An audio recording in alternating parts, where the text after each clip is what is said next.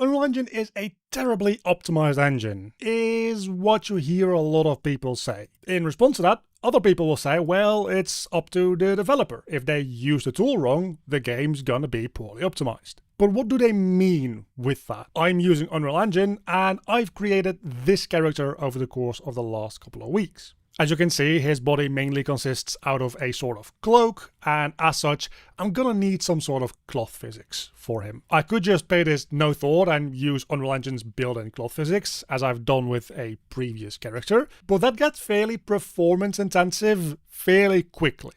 You see, while I am using Unreal Engine, and I am making a stylized game, which is entirely a possible thing to do, Unreal Engine really gears itself toward a lot of realistic looking games. So the cloth physics also is supposed to look somewhat realistic. So if I use the built-in cloth physics, it's going to have much more detail than I need or even want. And even if I tweak that to add in a bunch of stiffness to get rid of a lot of the details and the wrinkles, that doesn't change the fact that the underlying cloth physics themselves are still just as complex in the way that they calculate things. So for me, I don't want the look of the realistic cloth physics, and I certainly don't want the performance overhead of all that stuff that I'm not even using to begin with. So rather than just mindlessly going with one of the built-in solutions and trying to fight against what that is trying to offer me, I'm finding some solutions of my own and going with a more traditional way of doing this entirely through the character's animation and rigging process.